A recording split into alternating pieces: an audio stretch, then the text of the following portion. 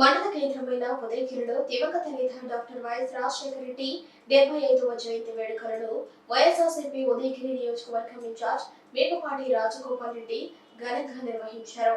ఈ కార్యక్రమానికి ఉదయగిరి నియోజకవర్గం నుండి అన్ని మండలాల నాయకులు పాల్గొన్నారు.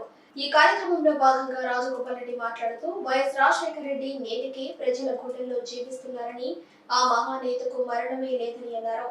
వైఎస్ రాజశేఖర రెడ్డి ప్రవేశపెట్టిన ఆరోగ్యశ్రీ, జలయజ్ఞం, ₹2 రేషన్ బియ్యం వంటి పథకాలు నేటికి ప్రజల గుండెల్లో ఆయనకు చిరస్థాయి పేరు నిలబెట్టాయని ప్రజలు కొనియాడుతున్నారని అన్నారు. రాబోయే రోజుల్లో వైఎస్ జగన్మోహన్ రెడ్డి ముఖ్యమంత్రి కావడం ఖాయమని, వైఎస్ఆర్ పాలన మరలా ప్రజలకు అందిస్తారని అన్నారు.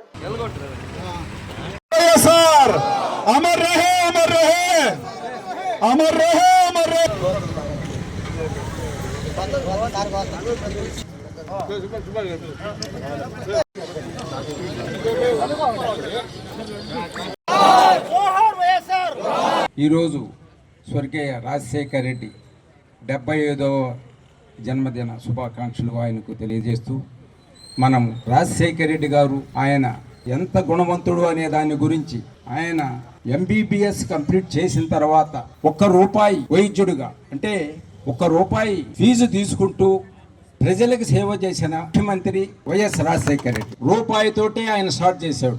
అంటే ఆయన గుణం ఎంత గొప్పదో దాన్ని బట్టే తెలుస్తుంది. ఆయన ముఖ్యమంత్రి అయిన తర్వాత ఫస్ట్ ఆరోగ్యశ్రీ మన కాలేజీలోనే స్టార్ట్ చేయడం జరిగింది. ఫస్ట్ ఆయన ముఖ్యమంత్రి అయిన వెంటనే మన ఇంజనీరింగ్ కాలేజీలోనే ఆయన ఆరోగ్యశ్రీ స్టార్ట్ చేయడం జరిగింది. తర్వాత ఆరోగ్యశ్రీ అంటే ప్రజలు ఏ విధంగా ఆరోగ్యంతో ఉండాలా, వాళ్ళకి ఏ విధమైన సహాయం చేయాలా, వాళ్ళని ఏ విధంగా కాపాడాలనుకునే ఉద్దేశంతో పెట్టిన పథకం ఆరోగ్యశ్రీ. తర్వాత రైతుల గురించి ఆలోచించాడు. రైతులకు ఉచిత విద్యుత్ ఇస్తే వాళ్ళకి ఏ బరువు లేకుండా వాళ్ళు పంటలు పండించుకుంటారు, మంచిగా బాగుపడతారనే ఉద్దేశంతో ఉచిత విద్యుత్ మొదట స్టార్ట్ చేసింది వైఎస్ రాజశేఖర రెడ్డి. అంటే రాజశేఖర రెడ్డి గారు వచ్చిన తర్వాత అందరూ ఇంజనీరింగ్లు, MBBSలు, రకరకాల పెద్ద చదువులు చదివి ఫీజు రియంబర్స్మెంట్తో మంచి భవిష్యత్తుని ఏర్పరచుకున్న వాళ్ళందరూ కూడా రాజశేఖర రెడ్డి వాళ్ళని ఆ విధంగా పెరగటం జరిగింది. నాకు ఈ ఎలక్షన్లు అనేది ప్రతి 5 సంవత్సరాలకు ఒకసారి వస్తుంటాయి. ఒకరు గెలుస్తుంటారు, ఒకరు ఓడిపోతుంటారు, అంతవరకే తెలుసు. కానీ ఈ ఎలక్షన్లలో ఓడిపోయిన వాళ్ళు దెబ్బలు తినాలా, గెలిచిన వాళ్ళు కొట్టాలా అనేది నాకు తెలియదు. ఎలక్షన్లలో ఓడిపోయిన వాళ్ళు దెబ్బలు తినాలా, గెలిచిన వాళ్ళు మాత్రం కొట్టాలా, ఆ సంస్కృతి అనేది నేను ఇప్పటి వరకు చూడలేదు. నాకు 69 సంవత్సరాలు. నేను రాజకీయాల గురించి డైరెక్ట్గా ముందుకు రాకపోయినా మా అన్నలు 83లో మా అన్నగారు ఇద్దరు రాజకీయాలకి రావడం జరిగింది. నేను అప్పటి నుంచి చూస్తుండా.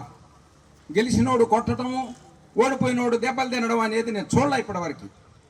అది ఇప్పుడే చూస్తున్నాను. ఇది సరైన సంస్కృతి కాదు.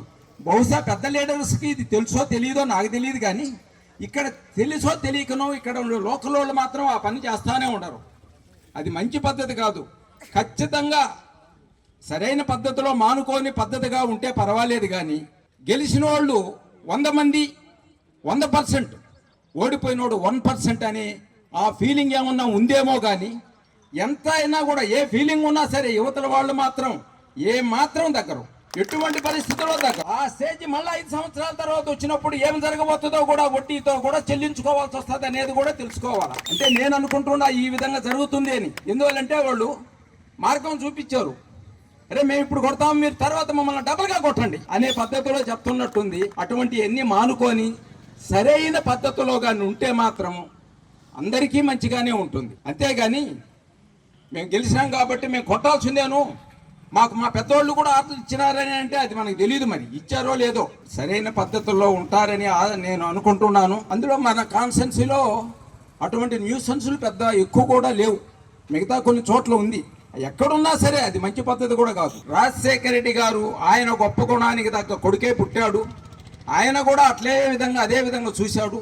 ఏమైనా చిన్న చిన్న లోటుపాట్లు ఉంటాయేమో, ఏమైనా పర్సంటేజ్లో కూడా ఏమాత్రం మనం తగ్గల, ఓటింగ్ పర్సంటేజ్లో సరే సీట్లు తగ్గిరాయి.